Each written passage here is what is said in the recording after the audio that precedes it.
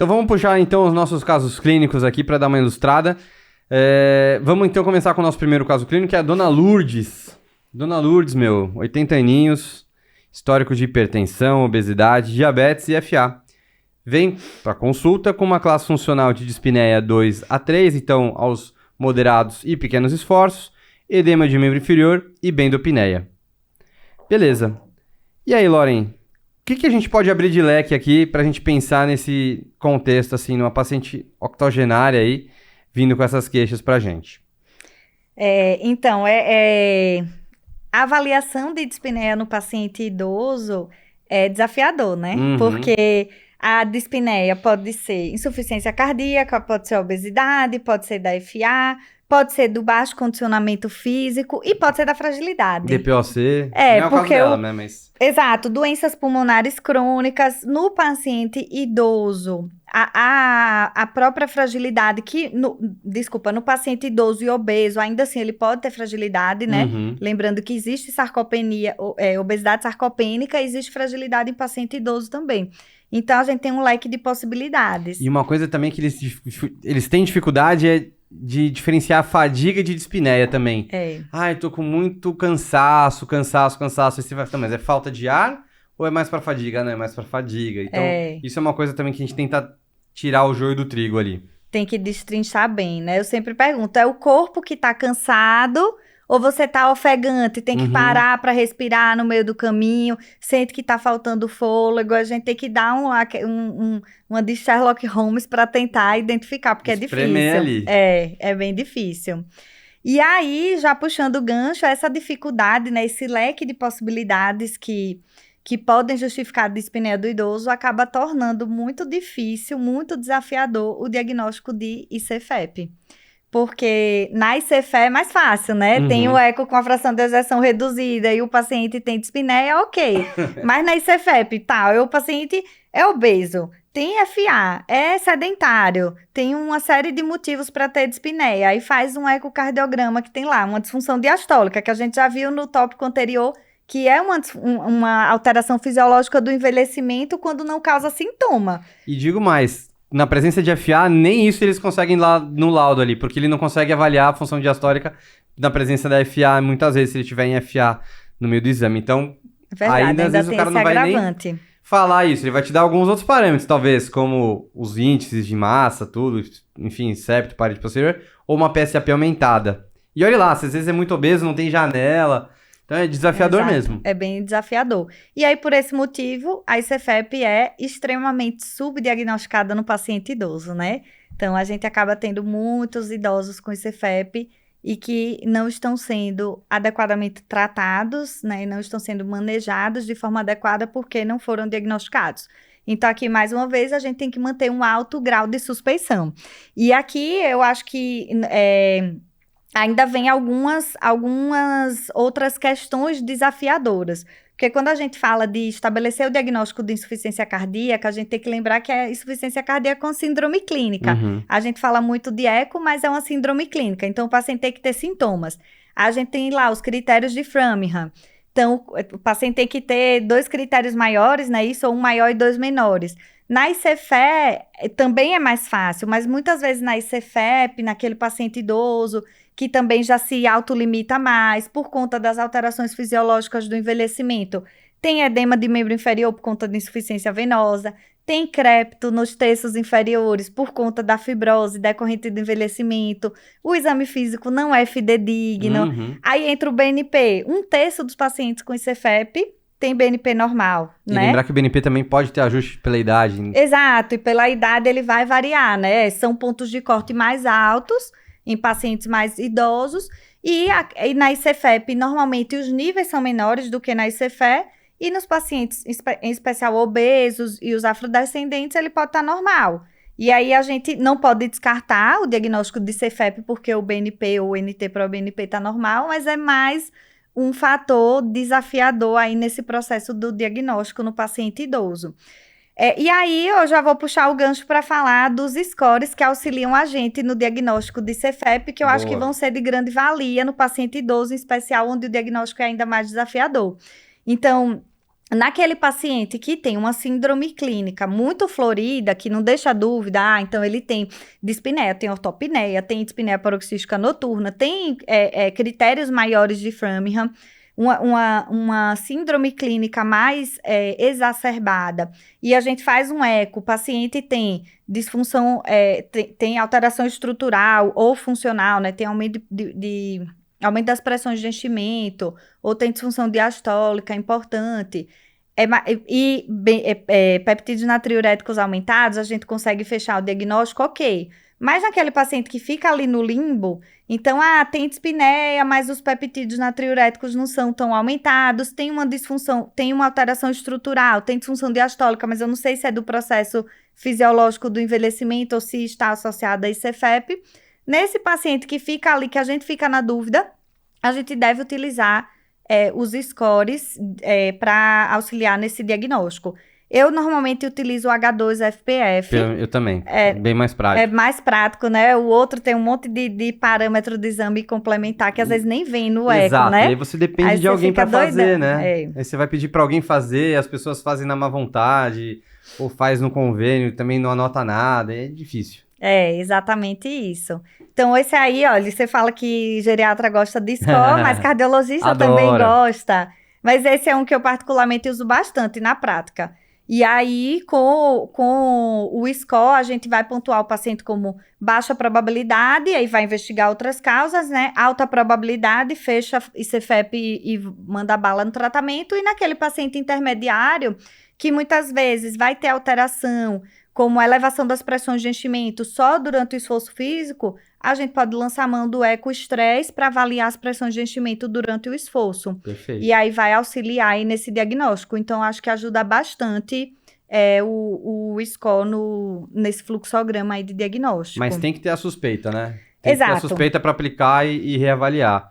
Lembrar que uma opção até mais invasiva seria o CAT direito, né? Que às vezes a gente vê isso, às vezes pega o paciente, bota na maca da sala de hemodinâmica, aquele ciclo ergômetro ali, fica lá com o pezinho ou com a mão, e vão com um CAT como se fosse um Swan-Ganz e mede as pressões de enchimento. Muito mais invasivo, é o padrão ouro, mas esse daqui tem uma grande correlação, o H2FPF, com isso.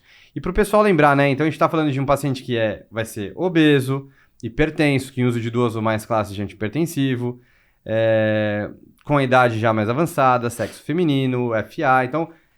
a Dona Lourdes aqui é o protótipo do paciente com ICFEP, que a gente vai ver, né? Exatamente. E é muito comum, né? A gente vê, como ela é muito subdiagnosticada, a gente tem alguns estudos que sugerem que às vezes, na verdade, a ICFEP é até mais prevalente do que a IC de fração de ejeção reduzida.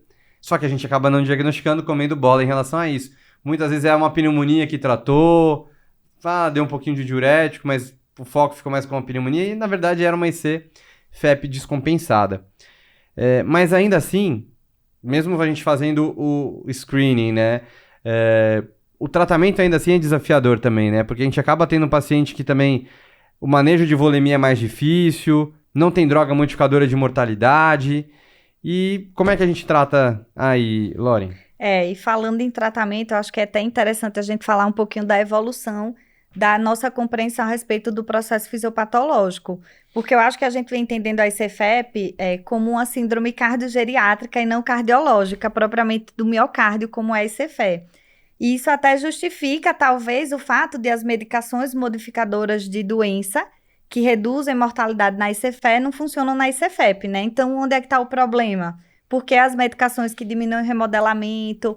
Por que essas medicações não funcionam na ICFEP? Então, hoje a gente vem entendendo que tem alguns mecanismos fisiopatológicos relacionados a não somente aquele modelo básico tradicional de aumento de rigidez vascular, com hipertensão, levando a hipertrofia ventricular, disfunção diastólica, aumento de pressão de enchimento, enfim, a ICFEP, né? Mas hoje a gente entende que existe uma exacerbação do processo do inflammage, que é a inflamação de baixo grau que acontece com o envelhecimento, mas que não é igual para todo mundo.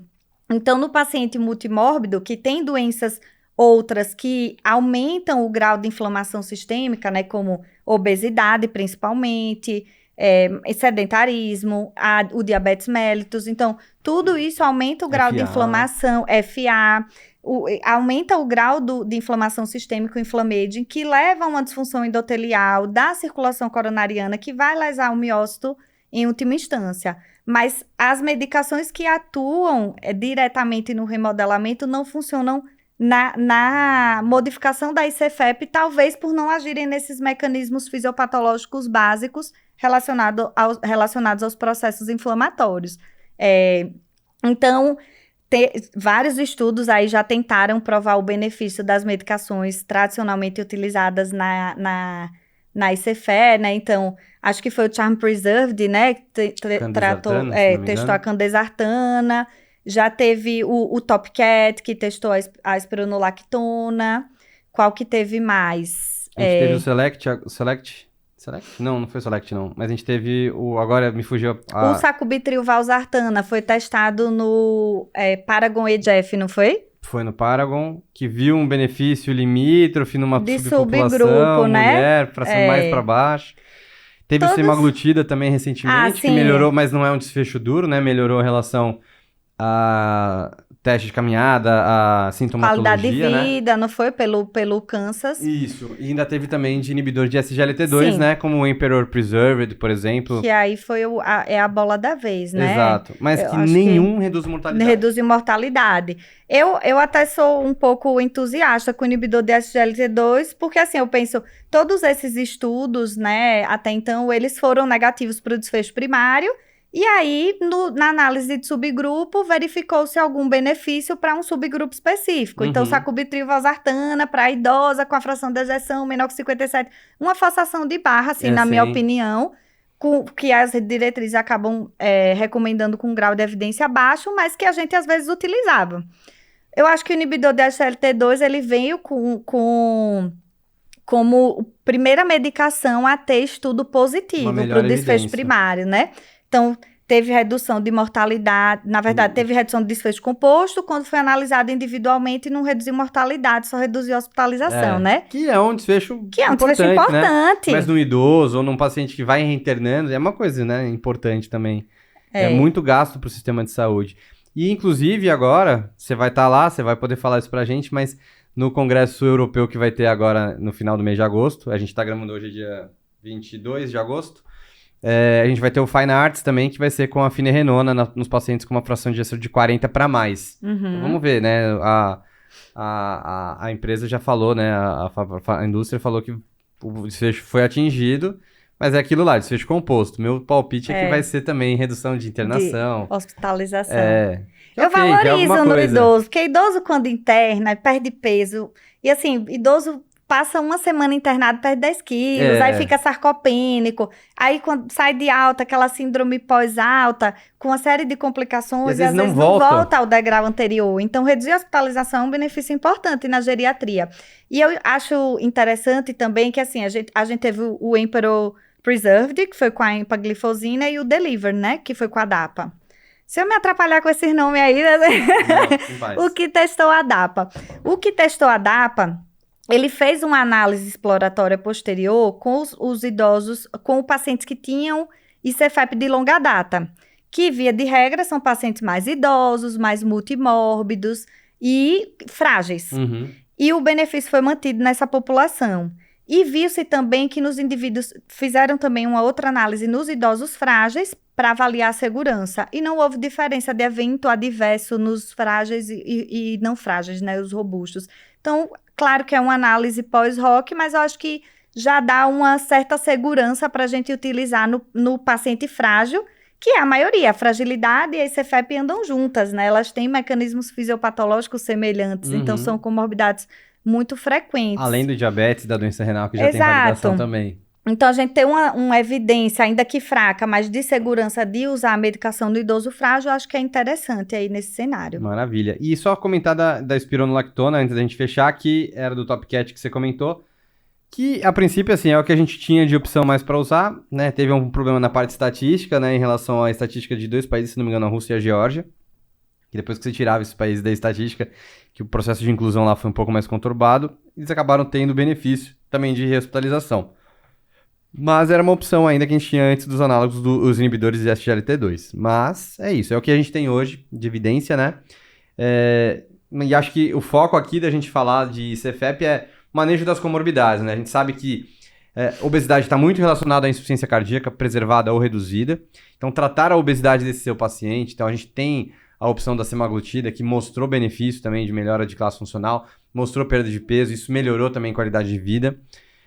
Manejo das comorbidades, então manejar a hipertensão, o diabetes, a dislipidemia daquele paciente. E tentar, se possível, introduzir pelo menos alguma medicação que vai ter algum impacto neles, né, como um inibidor da SGLT2. E o manejo da volemia, que é o que vai melhorar a qualidade de vida e melhora de sintomas, né?